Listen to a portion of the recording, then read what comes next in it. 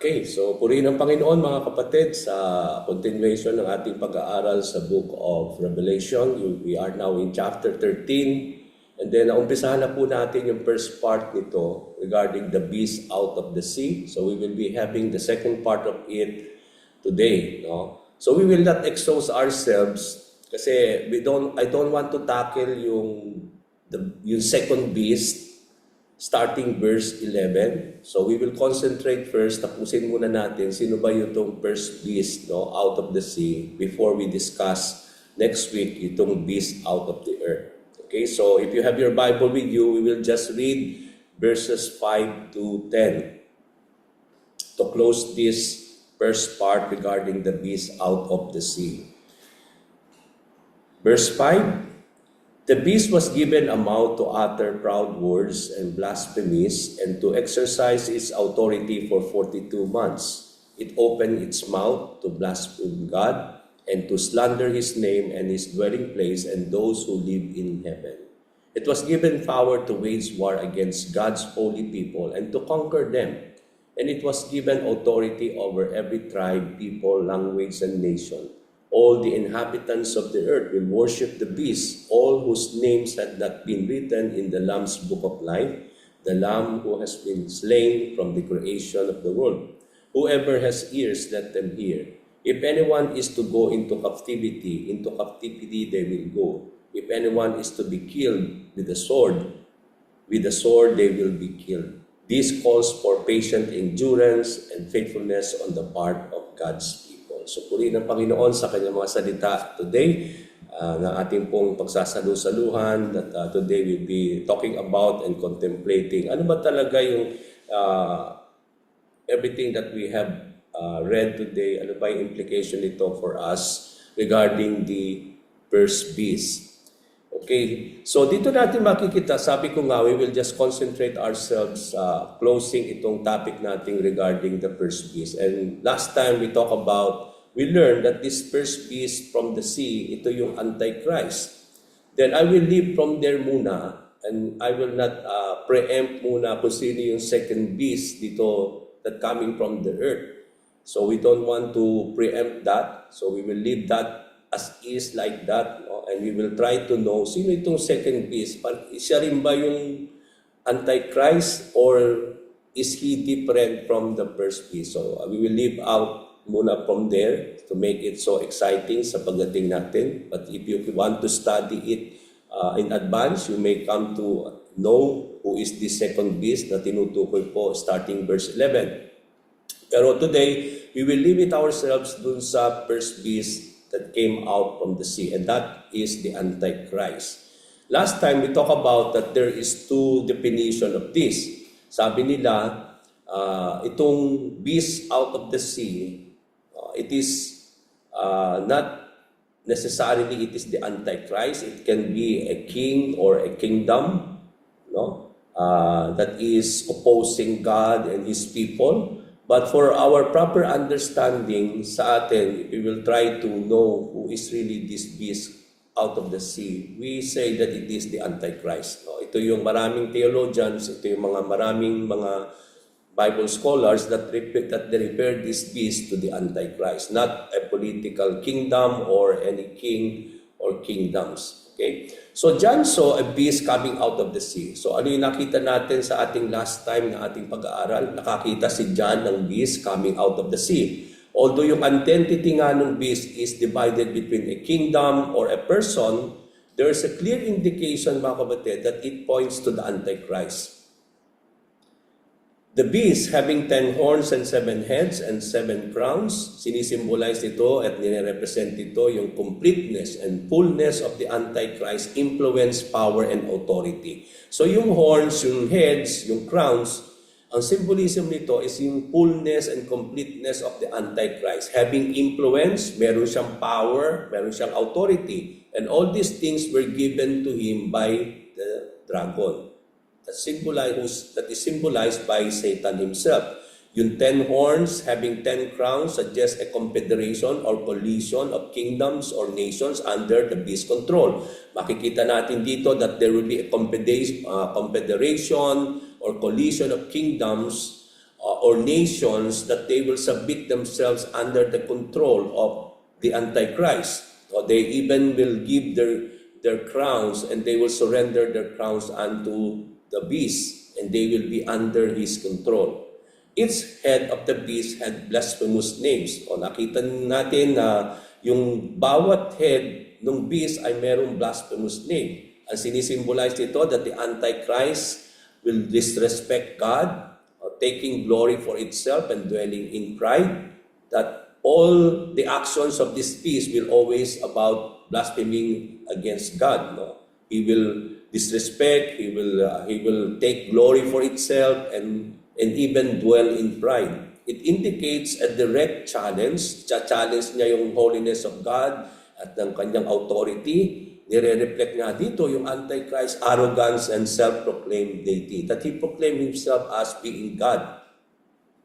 And then, John saw the beast resembled like a leopard. Nung nakita ni John itong beast, na hindi lang niya nakita ito na meron 10 horns, may 7 heads at 10 crowns, pero it resembled na parang siyang leopard, pero yung kanyang feet like a bear at ang kanyang mouth like the lion.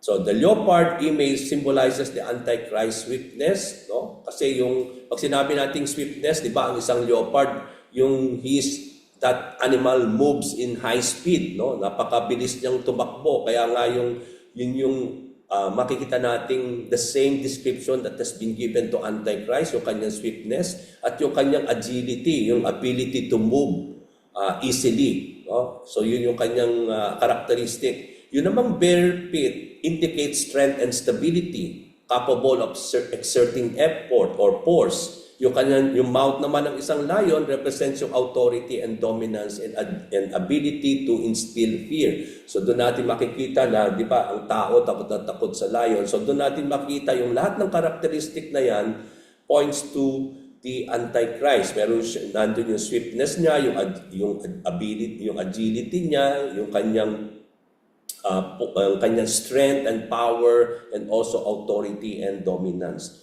It also reveals, mga kapatid, that Satan, represented by the dragon, gave the Antichrist his power, throne, and authority. So saan nagmula lahat yan? So galing nga yan sa kay Satan. No? He is under the influence and control of the dragon. Okay? So doon natin makikita na he is under the control and influence of the devil. And this reveals that the Antichrist rule and action, yung kanyang rule and actions, are under satanic influence and leading. And then John saw one of the heads of the beast had a fatal wound but was healed. So nakakita si John na yung one of the heads of the beast had a fatal wound and was healed. Ito yung imagery that points to the Antichrist's ability to perform signs and wonders. No? Doon natin makikita. At nung nakita nga ito ng mundo, they started now to marvel and started to follow the anti-beast. No? It reveals the Antichrist's deceptive power. The beast will imitate Christ's death and resurrection. Yun nga yung sini-imagery na yung wood na yon that started to be healed, it is like a sign and wonder where it will mimic or imitate the death and resurrection of Jesus Christ. Na sinasabi nila, it will show a miracle that this looks like a life-restoring sign. No? He will be a copycat of Christ and he will mimic him in some ways. At isa nga sa mga imimimic niya, sabi ng mga theologians, is that yung he will be put into death and then he will rise again into life. Also, this miraculous sign, wonder, will cause the whole world to follow the beast and give their allegiance to him. The people will worship Satan, sabi doon, and the beast, proclaiming, who is like the beast? Who can wage war against it? Yun nga yung diniscuss natin last time, that ito ay also it will mimic something attributed to God alone as being one beyond to be compared. Diba? Sabi nga natin, no, it is being referred to God in the Bible, in the scripture. He is like the Lord, no? Who is like the Lord? No, no one is like our God. So ganun yung sinasabi sa Bible. And it will also be used by this Antichrist and all those people who will worshiping him and Satan. that they will proclaim who is like the beast, who can wage war against it. We also come to know that it is also portrays a false victory because we come to see that Christ will ultimately defeat the dragon and the beast later on. Na makikita natin sa mga succeeding nating lessons. So this also leads to blasphemy, wherein God alone is to be worshipped. Alam natin that God is only to be worshipped. But here, the beast was given a mouth to utter proud words and blasphemies and to exercise his authority for 42 months, which is equivalent to 3.5 years. So he will always be, kaya nga yung mouth niya is like a lion, no? And then there will be blasphemous names on his head. Ibig sabihin, lahat ng magmumula sa mouth nitong beast na ito, it will be always about pride. He will always utter proud words and blasphemies, and to exercise its authority for 42 months, especially in making blasphemy against God. No? So the Antichrist will blaspheme God. He will slander His name and His dwelling place, even the temple and those who live in the heaven. Okay, so when we pick up now in verse 7, sabi ko nga, we will continue our learning from this chapter 7, ang sabi doon sa verse 7, it was given power to wage war against God's holy people and to conquer them, and it was given authority over every tribe, people, language, and nation. So doon natin makikita dito, mga kapatid, that there is indeed, even doon sa mga succeed sa previous characteristic na pinag-aralan natin, no, regarding the horn, regarding the heads and the crown, we come to see all this symbolizes to the Antichrist power and authority. At doon natin makikita nga dito sa verse 7, yung power na yon at yung authority. That it was a given power and also a given authority. So ibig sabihin, hindi yun nagbubula sa kanya. It is actually not then itong power na ito at yung authority na ito ay nagmula sa kanya. Pero we come to know and understand last time that it is a given power, a given authority that has been given to this Antichrist by the dragon or Satan himself. Kaya dito napakainam na nilagyan dito yung word na given, no? It was a given power and given authority. Yung power na yon ay gagamitin dito to wage war against God's holy people, and ang sinabi doon, He will conquer them. Okay, so we will talk about that more. And then itong authority naman, God-given authority, no, it's not God-given authority, it is Satan's given authority to him. He will use that over every tribe, over every people, language, and nation. So the Antichrist was given power to wage war against God's holy people, and this is also conveyed in Revelation chapter 12, verse 17. Di ba? Napag-aralan na natin sa chapter 12, verse 17, wherein He will wage war with the offspring of the woman. Di ba? Natatandaan ninyo na He became, nung nakita niya yung woman, no?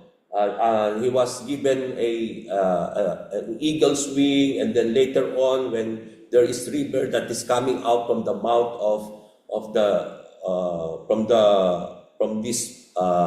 beast, no? Doon natin makikita that God opened the earth and then to swallow all the water, and then He became so angry, no? He waged war to the offspring of the woman, symbolizing ito yung sabi nga natin, the people of the Lord, no? In God's holy people, and then also the believers in Christ. So dito, He will really wage war unto them. And that also being supported dito sa verse 7 natin sa chapter 13, wherein He will wage war against God's holy people. So yung mga offspring na yun ng woman, ito yung tinutukoy dito na God's holy people. And those, sabi dito, no, yun nga yung sinisimbolize nung woman's offspring, and that is the people of the Lord. They, those who keep God's command and hold fast to their testimony about Jesus Christ. Sino itong mga God's holy people? Di ba? Kung babalikan na naman natin uli yung pinag-aralan natin sa chapter 12 of Revelation, doon din, nilarawan doon ni John, o this book, who are this offspring of the woman. Yung offspring of the woman are those people of God who will always keep the commandments of the Lord and hold fast to their testimony about Christ until the end, even until the tribulation. Okay, so doon natin makikita na yung itong tinutukoy na mga holy people of the Lord are those who will hold on to the promises of God. Those who will always keep the commandments of the Lord and always uphold and hold fast to their testimony of Christ, na hindi sila mag-give in o mag-give out dun sa kanilang testimony, even though there will be the Antichrist, no? Even though there will be tribulation, even though they will be persecuted during the tribulation. Doon natin makikita that they will stand on their testimony about the Lord. Doon natin makikita yung kanilang allegiance, no, to the Lord Jesus Christ.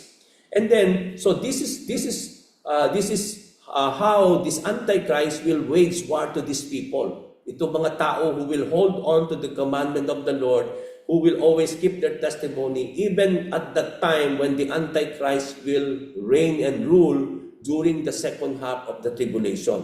So doon natin makikita talaga kung paano ang mga mananampalataya ng ating Panginoon. Tinutukoy dito, they will hold on to that testimony, to their faith in the Lord, and how they will be facing, no, this battle that this Antichrist will wage war on them, no?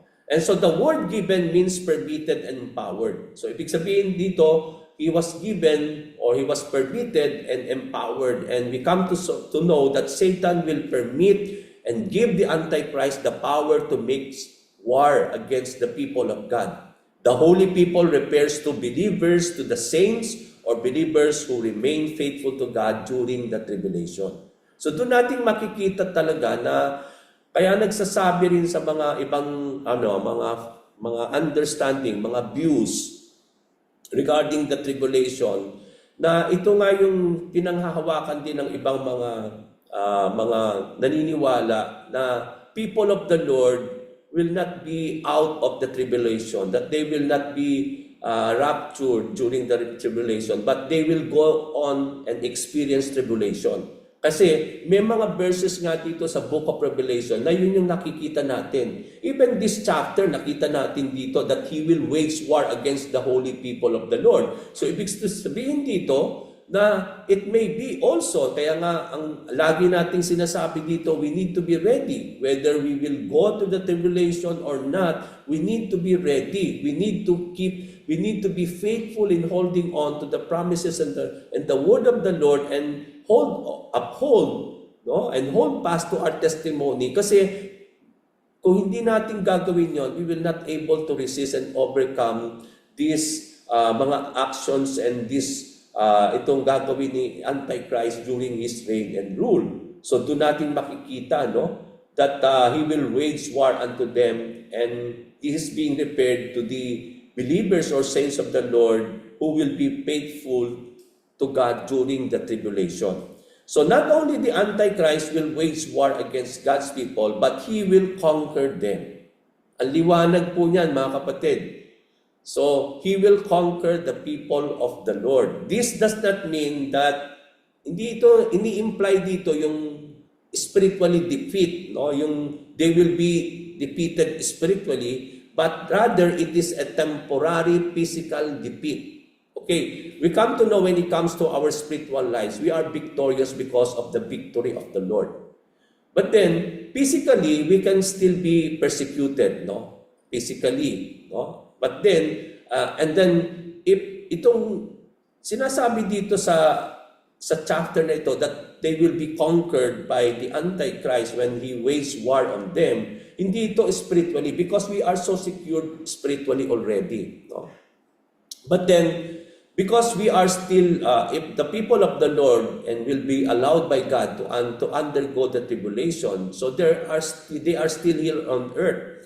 And because of the rule and the reign of the Antichrist, they will be persecuted. They will face difficult situation at that time. And then when the Bible says that they will be conquered, it means to say it is just a temporary one. and it is more of a physical defeat rather than spiritual defeat. It signifies persecution. Pag sinabing they will conquer them, hindi siya yung ibig sabihin doon that they will be conquered, no? But then na parang the way it is meant, but it signifies more of a persecuted thing, no? Na ma-persecute sila, and they will be ultimately be tested in their faith when it comes to the believers. So the Antichrist naman, when we talk about the power and the authority, are both permitted and given physically and spiritually. Yung human level, he will be given power and authority by the 10 kings represented by the 10 horns who will initially rule and alongside with the Antichrist. On the spiritual level naman, this power and authority comes from Satan. So doon natin makikita na yung power and authority is both given physically and spiritually. Physically, because sabi nga natin kanina, yung 10 kingdoms will be under the control of the Antichrist. So itong 10 powers or 10 kingdoms, they will give or permit, because merong coalition, merong confederation ng mga powers, ng mga nations and kingdoms, and they will be under the control of the Antichrist. It means to say, these nations will permit the Antichrist to have that power and authority. So there is a human level given authority and power given to the Antichrist, at yung human aspect na yon ng power and authority given to him it will come from the 10 kingdoms who will be along with the Antichrist. They will be under the coalition and they will be under the rule and under the control of the Antichrist. Yun namang spiritual power and authority, alam na natin kung kanino nang galing yon. Spiritual-wise, we know that it will be given to him by Satan himself, who is the dragon. Okay, so nandun yung power and authority physically, and it is also spiritually. On the spiritual level, this power and authority comes from Satan. So, out of that given authority, na binigay na authority sa Antichrist, ang sabi doon, the Antichrist will rise over every tribe, people, tongue, and nations. Natatandaan ninyo, di ba, during sa mga previous pag-aaralan natin, pinag-aralan na natin ito, yung every tribe, people, and tongue, and nations. So, ini-emphasize nito yung global reach and global influence of the beast itong beast regarding his power and authority. So, nandun yung globally, doon natin makikita yung kanyang rule, yung kanyang power and authority will be a global influence, a global reach. It will reach every tribe, every nations, every tongue. Ganun yung magiging, sabi nga natin, yung influence itong Antichrist. So the fact that he will be given the power and authority, it means to say he will rule these nations. There will be a global rule and reign of the Antichrist. Doon natin makikita that although God's people will be conquered by the power given by the dragon, by Satan, and the global world will be ruled under his authority, yet it teaches believers to be aware that persecution is a reality. So doon natin makikita na yung kanyang rule and reign will not only be that it will not only result that he will wage war against the people of the Lord, but because out of that authority and power given to him by the nations of the world and also by Satan himself, so yung kanyang rule and reign will be a global, it will be a global thing, that he will rule every nations, every tribe and every language, and all these nations and tribe will be under the rule and reign of the Antichrist. So doon natin makikita yung scope, ganun kalawak yung kanyang magiging rule and reign when he started now to reign during the tribulation. They are to, sabi nga natin, and then dito natin makikita that when there will be the authority and the power of the Antichrist, when He will wage war to the people of the Lord, and then He will now really rule and reign globally among the tongues and nations of the world. Doon natin makikita yung reality talaga that there will be a persecution during the Great Tribulation. Hindi siya parang katha-katha lamang. It means to say persecution is a reality when the tribulation will come, no? Kaya nga doon natin makikita kung paano sinasabi dito, even before the coming of the second beast, kung makikita natin dito, that is why the Bible says that makita natin sa chapter 10, yung pinakahuling part ng chapter 10, wala pa tayo doon, but then we will come to see there that how we are called to endure, no? That we know how to, that we need to remain steadfast, that we need to have that endurance because magiging mahirap po talaga mga kapatid. If God will allow us to experience itong tribulation under the rule and the reign of the Antichrist, no?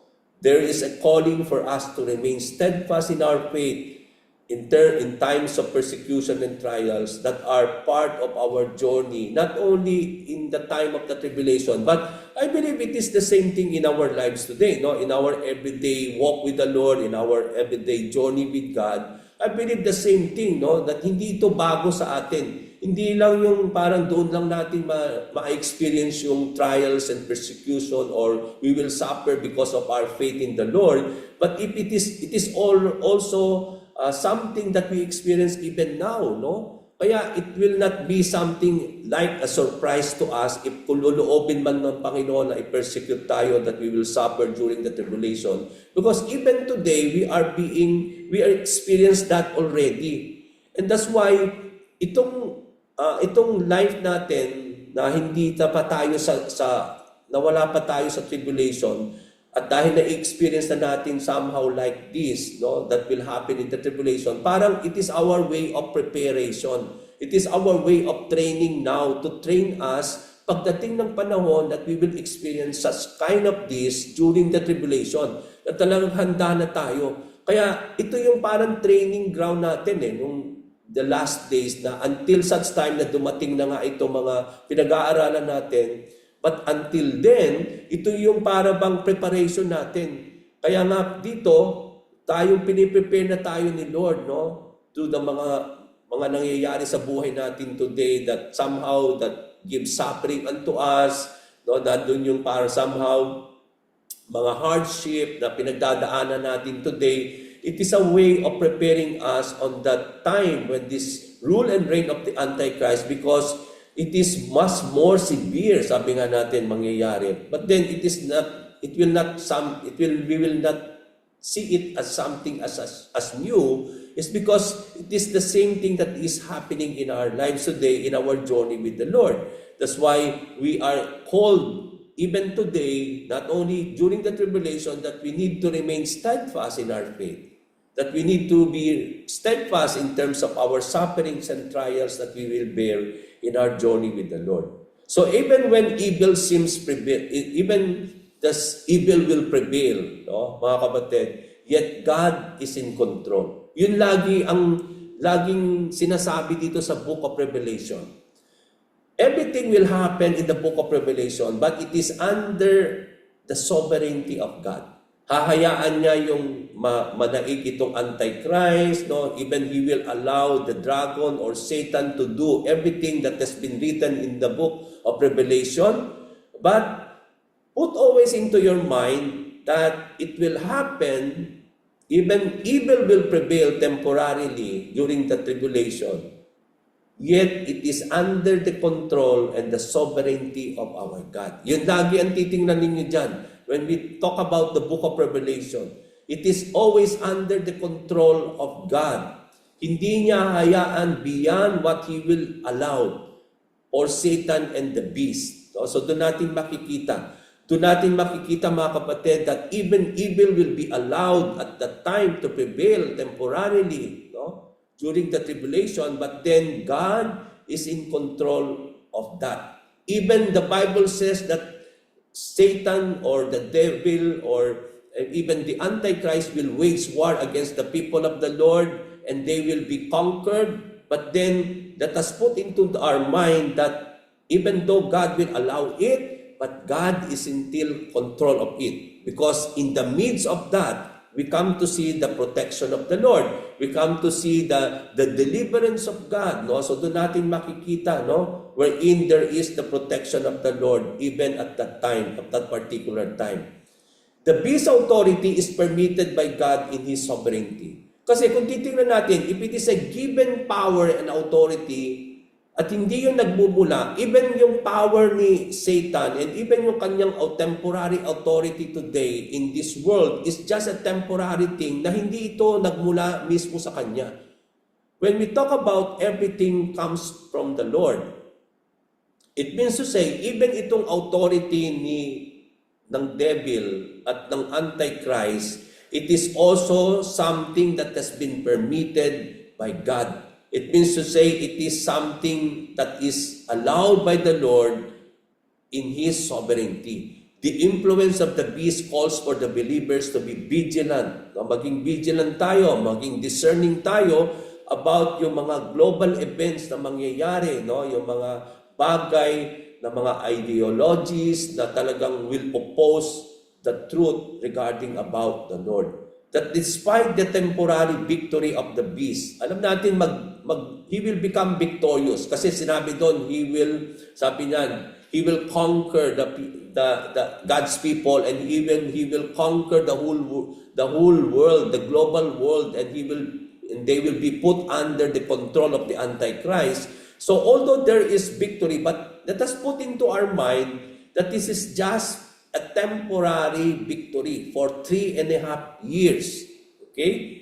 That it will not be an eternal defeat or forever victory, but it is just a temporary victory na sinasabi dito. Believers have the assurance of the ultimate victory in Christ that inspire for us to endure, na magkaroon tayo ng endurance and faithfulness. Because after the 3.5 years of tribulation, we will come to see now the coming of the eternal King. No? Doon na nga natin makikita yon, no? Sa mga succeeding lessons natin na after chapter 13, unti-unti na natin makikita yung pagdating ng ating Panginoon, no? Wherein there will be now the ultimate victory that will happen when Jesus Christ will come again on His second coming. And because of that, yun yung ating hope. Yun yung ating living hope, no? That will inspire us now, even though there will be temporary defeat among the people of the Lord. There will be the Antichrist, no? The oppression, the persecution. But then, let us always put into our mind, it is just a temporary thing. That will cause us to endure, to be faithful, because there is an ultimate victory that will happen, and it is this victory of the Antichrist and even the devil is just a temporary thing, no? Until such time that the Lord Jesus Christ will come again on the second time. Okay, so verse 8, all the inhabitants of the earth will worship the beast. So dito natin makikita when every tribe, language, and tongues and nations will be under the rule of the Antichrist during the tribulation. So it will usher to the worship of the Antichrist.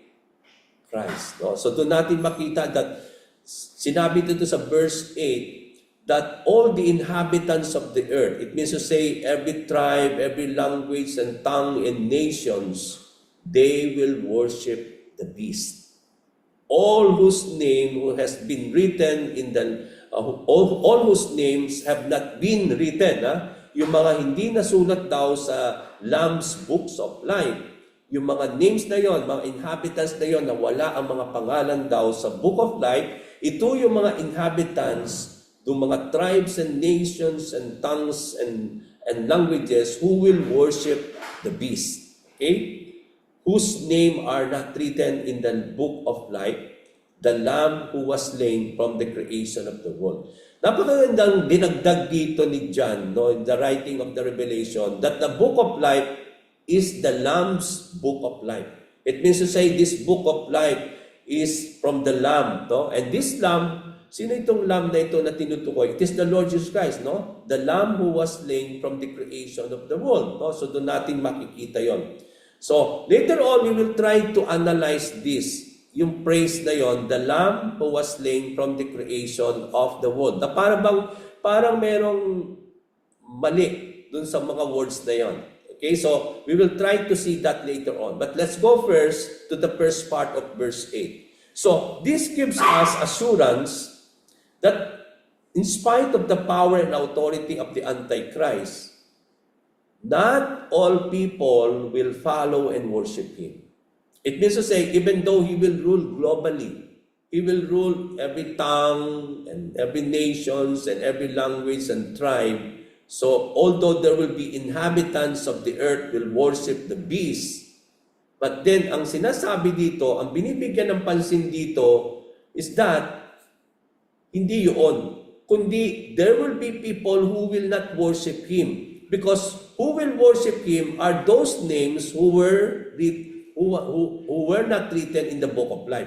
So kung yung mga name na written in the book of life, it means to say, itong mga names na ito, itong mga inhabitants na ito, having the names in the book of life, they will not worship the Antichrist. So yun yung binibigyan ng pansin dito. Although nandun natin makikita na parang ang binibigyan ng pansin dito that all the inhabitants will worship, they will follow the Antichrist, they will worship him. But then, ang maganda naman dyan, out of it, is that ang sinasabi dito sa atin, that there will be remnant, that there will be faithful people who is steadfast, who will not worship the Antichrist, no? It means to say there will be people who will not follow, who will not really even worship the beast or the Antichrist.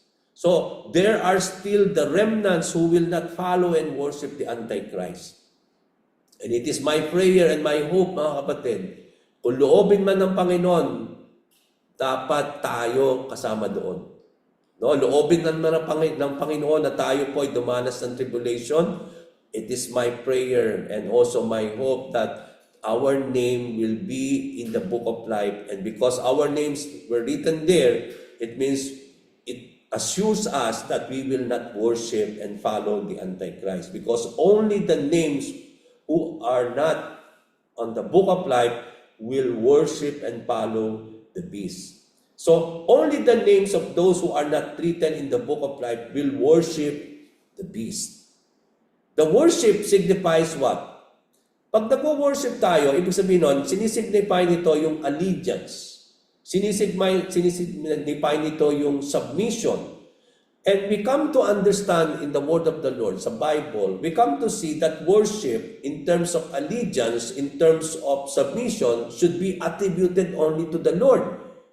No? Kailangan lang ito, nararapat lamang ito para sa Panginoon. That's why when we talk about worship in the Bible, it is God alone should be worshipped. Kaya nga, even in the Old Testament, it is somehow that is a truth that is being emphasized always, even in the Old Testament, wherein God says you should not worship any other than the Lord. No? You should not worship idols. You should not worship, di ba? Marami na tayong mga verses dyan in the Old Testament wherein there is a clear commandment of the Lord that the people of the Lord should not worship any other God because it is God alone who should be worshipped. Yun ang binibigyan ng emphasis na yun ng Panginoon. Kasi worship is attributed to God. Kapag binigay mo yan sa ibang mga Diyos-Diyosan, then you fall into sin against the Lord. Because when you worship, yes, that is idolatry, but then that means that worship that is attributed to the Lord, hindi mo ibinibigay yun kay Lord at ibinibigay mo sa iba. At yung worship na yun ay para lang sa Panginoon. So doon natin makikita na hindi yun na para bang that it will not be taken granted only by the Lord because God knew that worship is only for Him. The glory that belongs to Him in terms of worship should not be given. So, ganun, makikita natin yung worship, sinisignify nito yung allegiance and submission, which is are given to God alone, and these things are being given now to the Antichrist. No? So doon natin makikita, it characterizes a time of great deception. Come to think today, di ba, ang lahat ng tao, no, they know that worship is only for God. But then, we come to see here, even though alam nila yung general truth na yan, that it is God to be worshipped, pero even in our time today, ang daming tao nagwo-worship pa rin. Not on the Lord, but on the images, di ba? Ang dami nilang mga iba't ibang mga Diyos na kung paano nila, doon natin makikita yung binibigay nila yung allegiance na yon, sinasubmit nila yung sarili nila sa mga iba't ibang mga Diyos-Diyosan, mga imahe na dapat lamang na ibigay sa ating Panginoon. At doon natin makikita na yung ito hindi lang new na mangyayari sa tribulation wherein the Antichrist that later on makikita natin sa second part ng chapter 13 na magkakaroon din siya ng image na sasambahin. But then makikita natin dito na it is not something new to us. Kasi even today, maraming imahe, maraming mga images na iba't ibang tao sinasamba yun. Na doon nila ibinibigay yung kanilang allegiance rather than giving that allegiance to the Lord. It is where they are submitting their lives, no? Wherein not in terms of submitting themselves to the Lord. So doon natin makikita yung great deception na mangyayari sa Book of the Revelations during the reign of the Antichrist is not a new thing. Ganun pa man, ngayon pa lang meron ng great deception na nangyayari.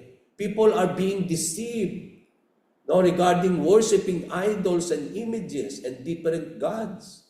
But then we come to see here that is not something that is new na mangyayari, no? Ibig sabihin, it is the same thing that will happen in the tribulation wherein there will be a great deception and there will be apostasy wherein the Antichrist will exalt himself and declare that he is God. At ang sabi doon, many will be deceived and they will worship the Antichrist. And that is so terrible talaga. No? Kung ngayon nangyayari yan, yung they are worshiping different gods, images, and the mga iba't ibang mga idols, much more rampant that will happen during the reign of the Antichrist because many will be deceived when he will declaring himself that he is God. At ang sabi doon, many, all inhabitants of the earth will worship the image or will worship the Antichrist. Oh? So doon natin makita yon. Many will be deceived. The names not written in the Lamb's Book of Life are those who will worship the beast only. This tells us, ayun nga yung sinasabi ko, yun yung assurance, yun yung hope, that sinasabi nito that the assurance that the names written in the Book of Life will not follow the Antichrist and submit unto him. So yun naman yung comfort. Hindi lahat ng tao. It means to say there are people who will become steadfast, who will be filled with faithfulness until the end.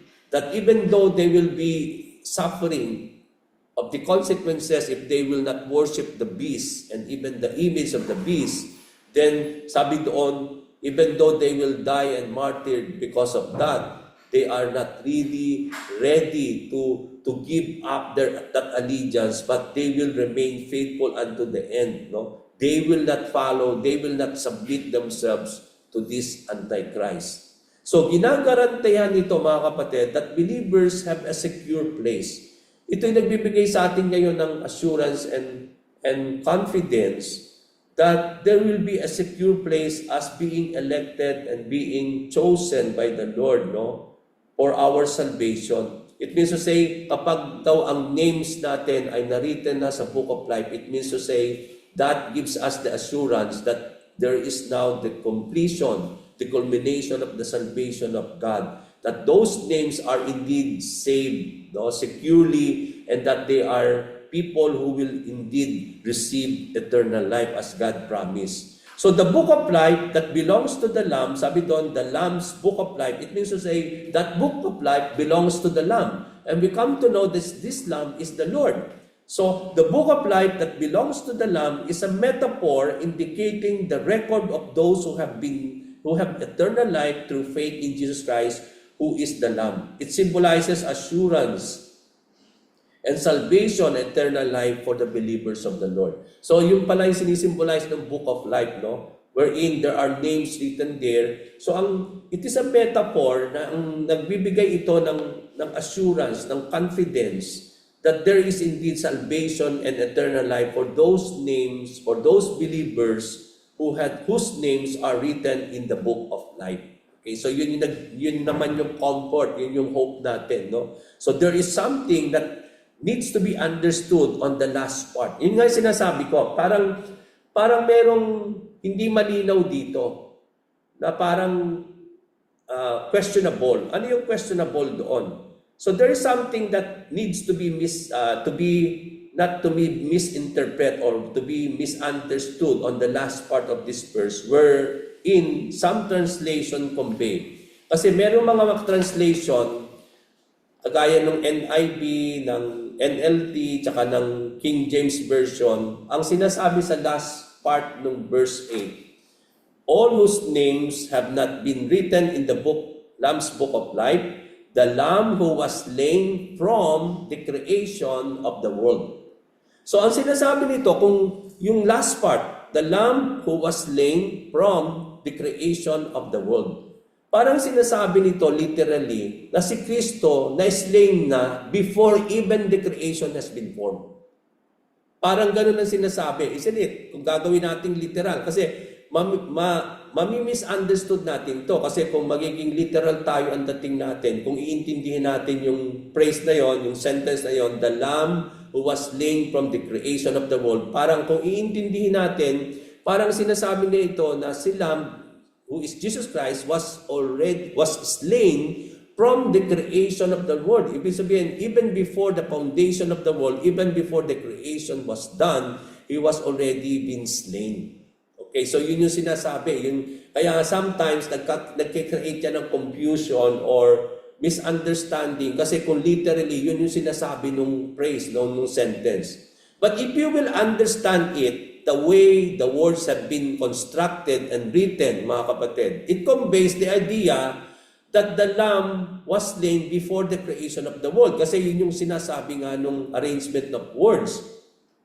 This means that Jesus already was slain, no, before everything were created, which is not possible and true. Hindi pwedeng mangyari yon. Kasi paano nangyari yon that Jesus Christ was slain even before everything has been created? Kasi alam natin, in the gospel, He came here on earth where everything has already been prepared by the Lord and everything has been done and created. And that's the time that He came here, no, as the Lamb of God. And then we come to see that He was slain, not before the foundation of the earth. So, this is not actually why it should not be misunderstood. No? Hindi ibig sabihin may fault itong words na ito sa verse natin, sa verse 8.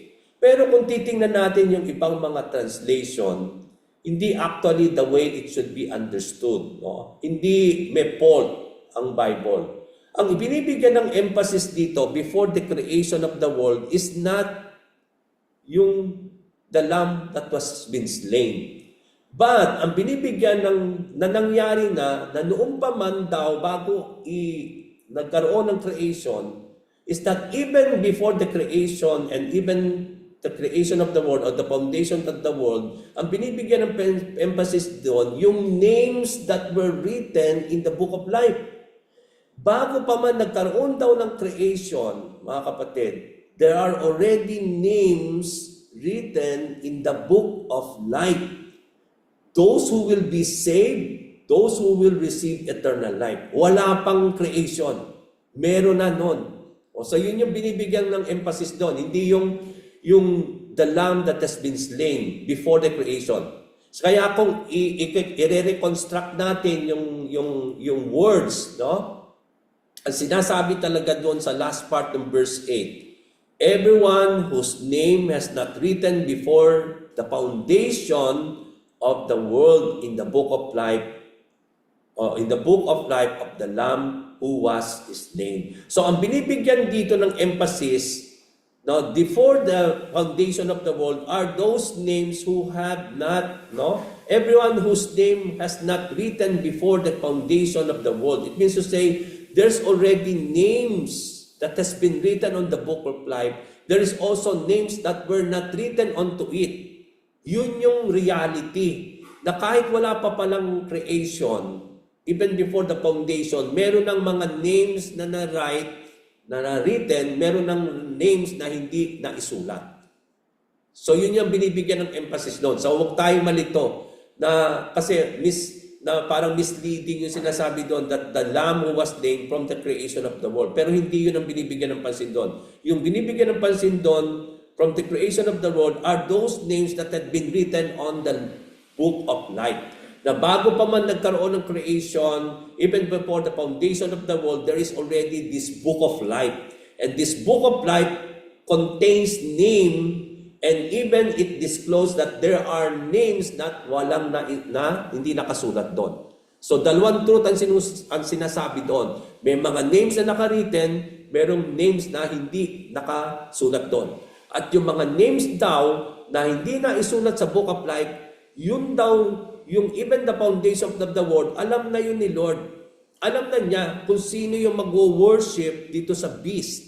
Yun yung mga inhabitants na magfa-follow at mag-worship daw sa Antichrist, who is the beast. Okay, malinaw po yun, no? Hindi siya misleading, but then ang emphasis doon, not on the Lamb who was slain, but everyone whose names has not been written on the book of life. Yun yung binibigyan nitong before the foundation of the world. Meron ng book of life na may mga nakasulat at meron din hindi nakasulat in the book of life. So yun yung reality. Okay, verses 9 and 10. Whoever has ears, let them hear. If anyone is to go into captivity they will go. If anyone is to be killed with the sword they will be killed. So ano sinasabi nito ngayon? That during the Antichrist reign, during the tribulation, it means to say, there will be captivity, there will be captives, there will be people who also will be killed. Okay. So ang sinasabi dito, kung mapapansin niyo yung construction of the world, there are people destined na ito yung mangyayari sa kanila. There are also people destined that they will be killed during the reign and the rule and reign of the Antichrist. Whoever, sabi doon, no, if anyone is to go into captivity, mangyayari daw yon. It means those who are destined to go into captivity, they will go. Those who are destined to be killed during the tribulation, during the reign of the Antichrist, they will be killed. So doon natin makikita that there are people who will be captives, there will be people who will be killed during the reign and the rule of the Antichrist.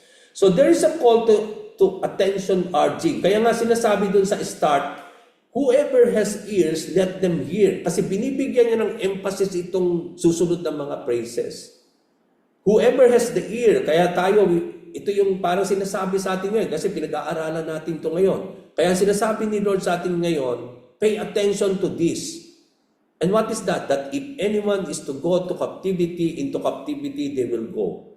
If anyone is to be killed with the sword they will be killed. So, nagkakaroon ng attention, a call to attention na ina-urge ngayon ni God yung lahat ng mga makakarinig nito, yung mga listeners, to pay close attention of what is being said. Binibigyan niya ngayon ito ng emphasis, itong verses 9 and 10. This phrase, whoever has ears, let them hear.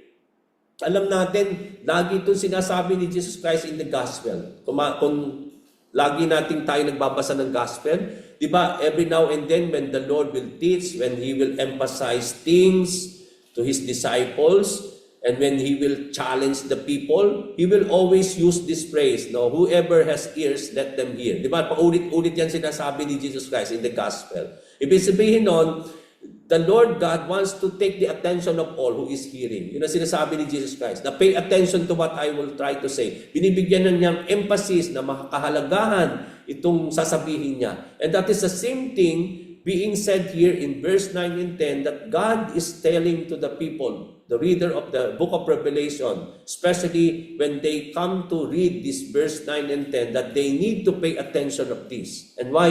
Because nandun yung there's a destiny here na para bang there is something that will happen that is soon to happen.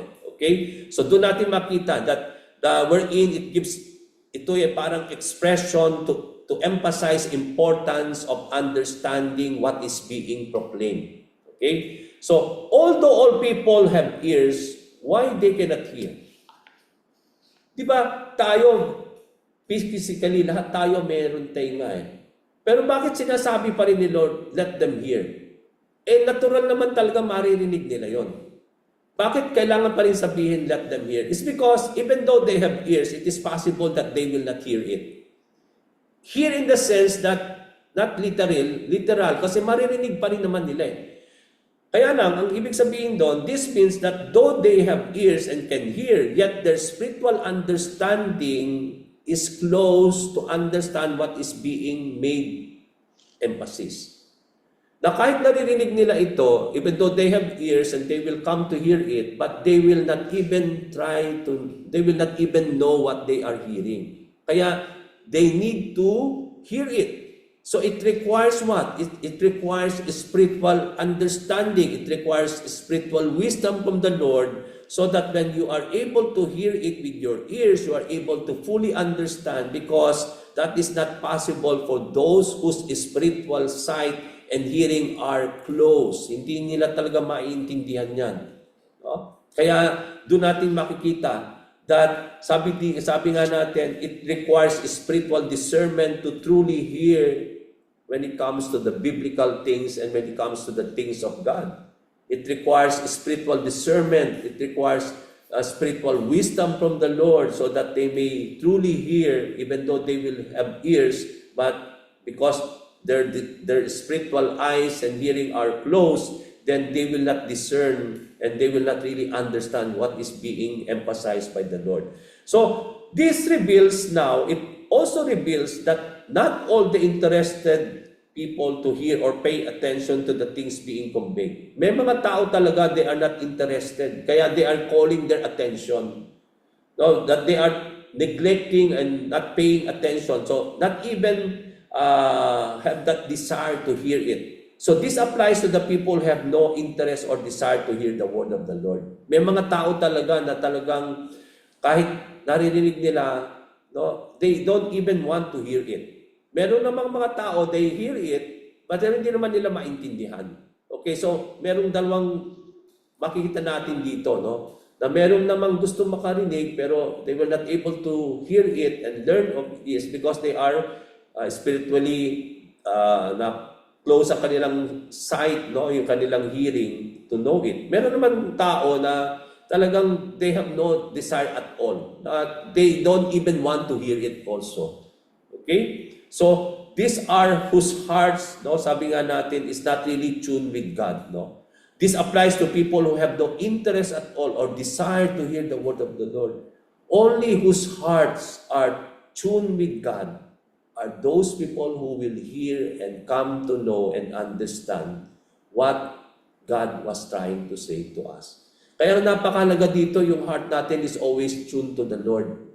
So that we will able not only hear it, but we will truly have that spiritual discernment to know what is behind those things that the Lord is conveying unto us.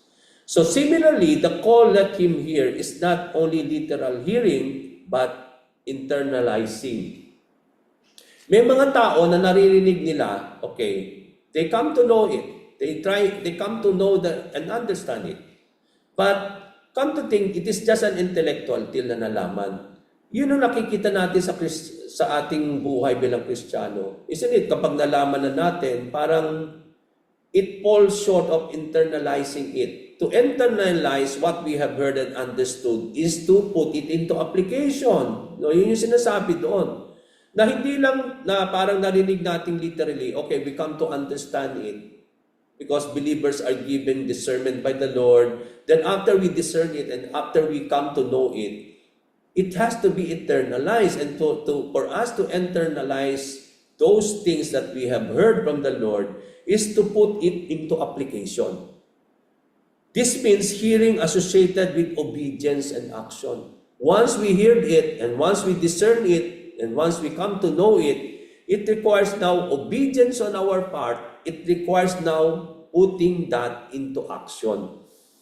Kaya nga dapat makikita natin dito, after we have been able to discern what the Lord is trying to say unto us, we come to hear it, we come to understand it.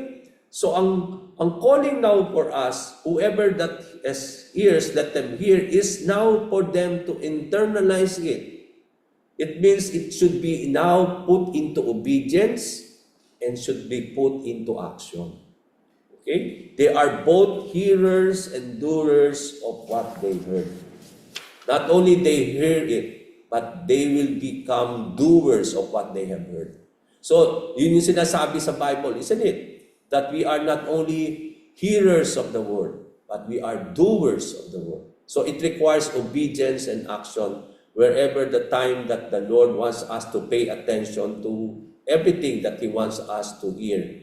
No? So what are the things that needs attention in hearing them in verse 10? So binibigyan ng emphasis, okay, those who have ear, let them hear. So, binibigyan na ng attention. Ano yung binibigyan ng attention dito? Ano yung mga bagay na sinabi sa verse 10 na dapat we need to pay attention? The final verse reminds us that there is plan and purpose of all things. Na meron parang purpose and plan ang Panginoon sa lahat ng bagay.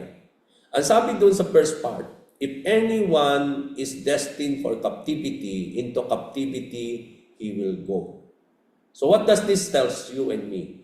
Nire-reflect nito yung purpose of divine sovereignty and the justice of God. In the Old Testament, God will send His people into captivity whenever the time that they will rebel and reject the ways of the Lord. Even say it. Is it ba? When they were sent to Babylon, makita natin that they were sent into captivity in Babylon, it resulted to what? When they rebelled against God, no? When they have not really rejected the covenant of the Lord, when they rejected the ways of our God, God will allow His people to be sent into captivity. Okay? So doon natin makikita that there is the sovereignty and the justice of the Lord, that it is a reminder, anong nire-remind sa atin dito in the past? Nire-remind tayo dito mga kapatid that God's plan are unchangeable and that He is in control of the destinies and the nations of the individuals. Ibig sabihin, wala pang foundation of the world. Alam na ni Lord yung mga mangyayari sa buhay natin. Alam na niya yung mga plans and purposes of all things that has been created. It means to say, lahat yon, it is under the sovereignty and yung mga destinies of the nations of individuals. Di ba? Bago pa man pinapanganak ang mga tao, alam na ni Lord yung destiny about ano yung tatahakin nito, ano yung magiging buhay nito. Alam na ni Lord yung how many years we will live on this earth. Alam na yon. It is part of the plan and the purposes of the Lord. It means to say, makikita natin dito, nire-remind tayo that there's already a plan. And that plan and purposes of the Lord is unchangeable. Hindi na siya mababago. No? At it has been planned already even before. So it is, but then, He is under, everything will be still under the control of the sovereignty of our God. Nire-reflect dito yung divine judgment for those who will oppose the will of the Lord. Di ba yung captivity there is something na you will send to a captivity because you are rebelling God, no? Di ba? Yung makita natin sa people of the Lord when they were sent into Babylon, no? When they rebel against the Lord. So yun yung sinasabi din dito, no? Dito sa book of Revelation, that those who are destined or those whose plan already has been there, no? Since even before the foundation of the Lord, it will happen actually the way it is. So yun yung sinasabi doon. If anyone is destined to captivity, into captivity he will go. It means to say, it will soon come to pass the way it is already made or it is already been planned. Okay, so doon natin makita yung destiny ng mga nations, no, yung mga destiny ng mga nations and individuals, the way it has been allowed and ordained by the Lord, no, under the sovereignty of our God. So, the word destined means there is no accident.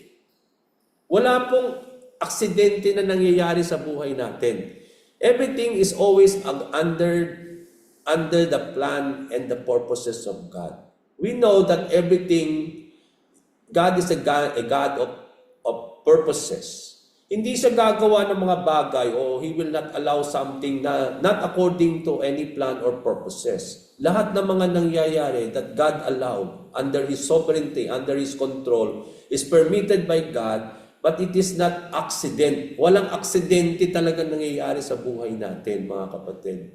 Ngayon, tatanungin nyo, paano naman kung di ba, pag na-aksidente tayo, namamatay ang isang tao? I believe that is not also an accident because I believe that's already been ordained that ito na yung buhay natin, that this is where our life will be only, no? That we will not go beyond that years or time, no? That God has already ordained, no? So, ibig sabihin, yun lang ang questionable doon is that yung time na yon is that differently kasi meron mga namamatay na naturally, meron namamatay naman na mga ibang cases, pero kapag naman sa accident, it has not, although accident yung kanyang pagkamatay, but then it is not really accident in the eyes of the Lord. There's no accident in the eyes of God, mga kapatid. Because God is a God of plans and purposes. He knows everything. There is nothing that will come to pass na hindi pa niya inallow, no? Everything, He's an all-knowing God, mga kapatid. Kaya even the destiny of what will happen to the person, hindi natin pwede din sabihin na sisihin ng Lord. Hindi natin pwede sisihin ng Panginoon na bakit nangyari yon is because that's already a destiny that God has set upon a person. No, because you have your own It means to say, sa tao pa rin yon. Nasa iyo pa rin talaga yung ano yung mangyayari sa buhay mo Ikaw pa rin yung gumagawa. Kaya lang, alam ni Lord na yun yung gagawin mo. Kaya nga, alam na niya in beforehand. Pero in the first place, hindi mo sisisihin si Lord na parang ginawa kanyang robot na ito. No, you have been given the responsibility. You have been given the free will now how to live that life. Nasa iyo yon. Decision mo yon. Hindi galing kay Lord yon. So it means to say, whatever that is happening in our lives, hindi po pwede sisihin mo ang Panginoon na destiny ni Lord yun sa'yo. No.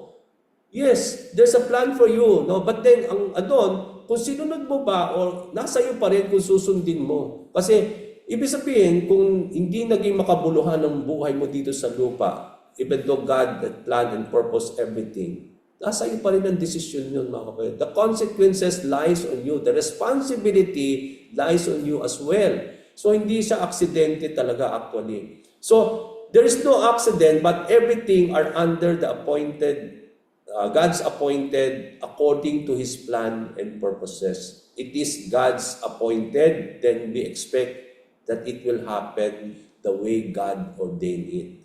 If anyone is to die by the sword they will be killed. So the emphasis here is the principle of justice for murder. Diba? Those who live by the sword will be killed by the sword. Diba? Yun ang sinasabi din sa Bible, diba? Kaya nga maraming sabi, kapag nabubuhay ka sa patalim ka rin, diba? Yun yung sabi nga sa mga kasabihan natin. It's because that is biblical. We come to see that also here in the book of Revelation. If anyone is to die by the sword he must kill. So this emphasis is the principle of justice for murder. The sword symbolizes warfare and judgment. It suggests that those who live by violence will ultimately face violence themselves. Kapag mamumuhay daw tayo ng violence, because sword means violence, no? It means judgment. Kapag ganun ang pamumuhay natin, that will be also our end. Those who live by violence will ultimately end in violence themselves. It serves as a warning to those who perpetuate violence and persecution. Ito yung nagsiserve ngayon na huwag tayo maging cause ng mga ika-persecute ng mga tao na magkakaroon ng violence, na hindi tayo magiging source ng mga yon. Particularly against people of God, against saints of the Lord, that they will face divine vengeance from the Lord if we do that. Okay, so doon natin makikita that, ang sinasabi dito na everything that is happening in our life, whether yung captivity dito, hindi na actually captivity or killed, pero in general terms, ang binibigyan ng emphasis dito, yung thought, is that everything is under the plan and the purpose of the Lord. There's no accident. Kung ano man yung what has ordained, and it will happen the way it is planned and purposely planned by the Lord. There's no accident. Everything is according to the plan of God. Okay? So, ibig sabihin yan, that's the time that we need to know the plan and the purposes of God in our lives. Kasi kung walang aksidente at itinakdanan ni Lord yung lahat-lahat patungkol sa atin according to His good plan and purposes, then dapat alamin natin. And that's the point there. Kasi kapag hindi mo sinaliksik ngayon yung mga plan na yan, ni purposes of the Lord, then that is the blame lies. You will start now living according to your own plan and purposes. Ikaw ang magsiset ng plano mo, ikaw ang magsiset ngayon ng purposes mo. And that's the way doon tayo napapahamak. Doon tayo nagiging, sabi nga natin, kasi hindi yon according to nga. Kaya doon natin makikita na we need to always see what is the plan of God into our lives and what is the purpose of the Lord into our lives. Because all those plans and purposes are ordained by the Lord and there is no accident on all of these things. Ibig sabihin, lahat ng mangyayari are not aksidente. Ikaw din ang gumagawa ng mga bagay. Even, sabi nga natin, God has given you the freedom of decision and yung choice, whether you will submit to the plan of God or the purpose of God, or where you will live according to your own plan and purposes. At the end of the day, dun tayo napapahamak when we do when we not submitted ourselves to the plan and we do what we want to do only in our lives. So ano sinasabi nito? It teaches us that God's sovereignty over all events. God is in control of all events, mga. Wala siyang aksidente. Even yung war that has happened today, it is according to the plan of God. Wala siyang parang nangyayari dito sa mundo na hindi inalaw ni Lord, na wala doon yung control niya. Yun ang ibig sabihin ng sovereignty of God. He allowed things, kahit hindi maganda, hindi comfortable, kahit itong mundo na ito, naapektuhan ng itong gera ng Iran and ng Amerika, but then, hindi ito aksidente na nangyari lamang. God allowed this because there's a purpose for it. But even though it happened that maraming naapektuhang mga bansa, and what is so good is that God is in control of that event. That God is in control of this war. Including yung mga mangyayari na hindi maganda, yung mga persecution. Ibig sabihin, if God is in control, even in times of persecution, even in the time of tribulation, believers now are called to trust in the ultimate plan and purposes of the Lord. We need to now to trust that plan and the purposes of God. Believers should prepare spiritually for potential persecution. Yung mga understanding that their faith may be tested but will be rewarded by the Lord. Yun yung reality na sinasabi dito. Itetest talaga yung faith natin, mga kapatid. But if we will continue to remain steadfast unto the end, as sinasabi naman, we will be richly rewarded by God. They are encouraged to remain steadfast in their faith, knowing that their endurance is a testimony to their trust in God. Okay? Saan natin makikita talaga yung trust natin kay Lord? When we endure hardship. Doon natin makikita, mga kapatid, hindi lang yung pananalig natin, kundi yung ating trust. Yung pagtitiwala natin sa Panginoon, nakikita natin talaga yan kung meron tayong endurance. Kasi yung endurance ang nag-testify kung paano tayo nagtitiwala sa ating Panginoon. And then, I will end in verse 10b. Ang sabi doon, this calls now for patient endurance and faithfulness on the part of God's people. In spite of that, there will be the beast that will come from the sea. And then, all these things na discuss natin about the Antichrist will happen. That people will be conquered, nations will be under the rule of the Antichrist.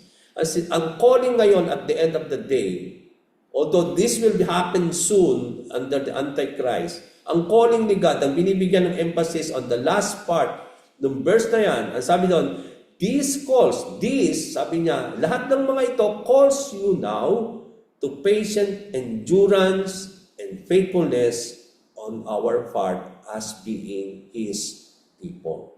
So there's a clear call now for patient endurance and faithfulness unto the end. Yun ang binibigyan ng pansin doon.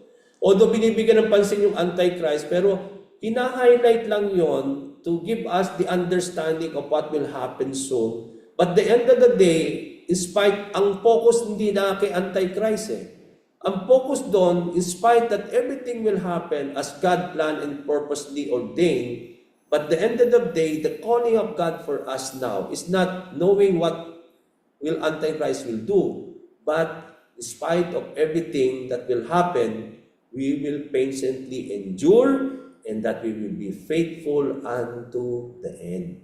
Yun ang binibigyan ng emphasis more there. So in the coming days, I will be closing soon. In the coming days, it will be more chaotic. Napapansin ninyo, di ba, taon-taon, makita natin, nagiging parang yung chaos, no? It will be more chaotic. No? Mas matindi yung mga nangyayari sa mga taon-taon, no? Believers in the last days will be imprisoned, others will be killed. Yun yung destiny talaga ng mga mananampalataya. Because of your endurance, because of your faithfulness to the Lord, in spite of the persecution under the tribulation, there will be what is so sure is that there will be among us, if the Lord will allow us to suffer during the tribulation, some of us will be put into captives, will be put into prison. Some of us even will be killed during that time. So, that is what is saying here. But in spite that there is this destiny for the people of the Lord, but God is still in control. God is still ruling. So He calls us now to patiently endure as being people of the Lord. This is not only during the tribulation, but it applies to our lives even today. Patient endurance and faithfulness even when things seem dark and uncertain. Sa ating buhay, meron tayong mga dark moments, mga uncertain things. And I believe that is the same thing that is happening in our lives today. So the call for patient endurance and faithfulness is not only during the reign of the Antichrist, but it is the same calling of God in our lives even today. That we need to endure patiently and we need to be faithful in spite things happening in our lives that we don't understand, we don't seem to know, it seems dark for us and uncertain kung ano yung mangyayari. But then, even though we need to live under the sovereignty of God, knowing that He is in control of our situation no matter what, because God is an all-knowing God. And He is so certain about what He will allow unto us. So we need to trust the sovereignty of the Lord. And on our part, we need only to be patiently enduring and we need to be faithful and leave the rest to the Lord. Ibigay natin kay Lord yon kasi siya lang yon nakakaalam nun. But ang sinasabi ni Lord dito sa atin, we need now to be patient, enduring, and we need to be faithful even though everything seems uncertain and dark. Why patient endurance matters? Bakit napakahalaga yung patient endurance? In times of suffering, in times of things na parang hindi natin maintindihan lahat. Why even in tribulation, the calling of the Lord is patient endurance. Bakit? Kasi kapag may patient endurance tayo, doon tayo natin ino-honor yung sovereignty of the Lord. Parang because may patient ka, ini-endure mo siya, nagtitiwala ka sa sovereignty ng ating Panginoon. Doon natin pinakikita yung submission natin under the sovereignty of God. And we come to see there yung trusting, no? Yung trusting that He is in full control of your situation, that He is indeed, that even when evil, no, seems and appearing it is parang nagtatriumph siya over us. No, but then we need to trust the Lord, and that we need to really see it that God is also in control, that God is in control of everything in our lives. Kapag meron tayong patient endurance, ginagard nito tayo in terms of panic, para matakot or mag-compromise, mga kapatid. Patient believers refuse to abandon truth for temporary relief. Hindi tayo magko-compromise kasi pag nagko-compromise ka, nagko-concentrate ka lang doon sa temporary relief ng problema mo para hindi ka magtagal doon, kaya nagko-compromise tayo. Kaya doon natin kailangan yung endurance, patiently enduring. That even kahit nandun tayo sa sitwasyon na yun, hindi tayo magko-compromise para magkaroon ng temporary relief, but even though we are willing to undergo that kind of situation in our lives, and we are able to do that because of our patient endurance that will come from the Lord. Okay? So, nag-guard yun na hindi tayo mag-compromise. So, it prepares then yung church for the coming things that is to come. Especially for the coming trials that is to come. Especially for the tribulation that is coming, that will come to pass. Sabi ko nga kanina, ngayong time na ito, na wala pa tayo doon sa sitwasyon na pinag-aaralan natin sa Revelation, tinuturuan na tayo dito to become patiently enduring. Dito na tayo tinuturuan to yung patient endurance sa pamamagitan ng mga nangyayari na sa buhay natin today. We need to endure them patiently because that's our way of preparing ourselves sa mas matinding pagsubok at mga things na mangyayari pa pagdating ng Great Tribulation. Why build endurance? It's because paano tayo magkakaroon ng endurance? Ano ang magpapatibay at magdadala sa atin, as I end, ng endurance na yan sa atin? Marami pong makapagbibigay sa atin ng endurance, makapagre-result sa atin ng endurance. Daily word intake. Kaya nga dapat nag-aaral tayo ng salita ng Panginoon. When you know how to intake daily the Word of God, it builds endurance unto you. Panghahawakan mo yung mga salita na yan until the end, no matter what. So, paano kung hindi ka daily intake the Word of the Lord? So, you are not preparing yourself to learn what endurance means. So, endurance is about daily Word intake. We always take in the Word of God. Sabi nga, man does not live by bread alone, but from every word that comes out from the mouth of our God. It is God who sustains. He is the source of endurance and sustenance in our lives. Persistent prayer, mga kapatid. Are you persisting in your prayer to the Lord? I think that we need to do that more because we are now living in the last days.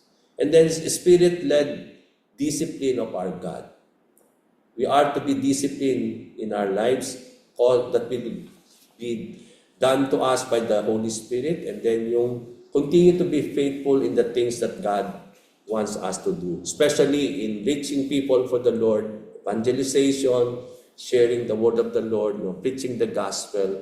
That is something that we need to do as we wait upon the Lord. And that, I believe, gives us the endurance. Isn't it, kapag nagsishare tayo ng word of the Lord, hindi madali yon. Merong mga challenges, may mga obstacles, may mga persecution when we do that. Doon tayo tinituruan mag-endure, magpatuloy na mag-preach, mag-evangelize kahit mahirap, may mga dinadanas. Isn't it, doon tayo natututo na mag-endure lahat ng yun. At yung napakagandang preparation yun, mga kapatid, when we become faithful on all the things that God has called us to do. So I stop from here and then I'll give it back to Sister.